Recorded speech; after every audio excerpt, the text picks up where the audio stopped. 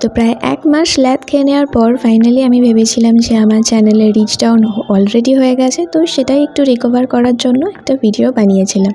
যাই হোক, তো সেদিনকে ছিল স্যাটারডে আর আমার সেদিনকে ছিল উইক অফ। তো সকাল সকাল গেছিলাম একটু শপিং করতে। পুজো আসছে ভাই, শপিং তো এবার করতেই হবে। যাই হোক, তো শপিং এতটাই ব্যস্ত ছিলাম তো সেখানে আর কোনো ভিডিও করতেই পারিনি। আর সেদিনকেই রাতে ছিল আমাদের পিকনিক, মানে মহালয়ার আগের দিন পিকনিক হবে না আমাদের গ্রুপে, সেটা তো হতেই পারে না। তো ডিরেক্ট ওখান থেকে সোজা পিকনিকেই চলে আসি। বেসিক্যালি আমাদের ফুচকা খাওয়াটা এখন রেগুলার হয়ে গেছে, তো পিকনিকের স্ন্যাক্সেও ওটাই ছিল।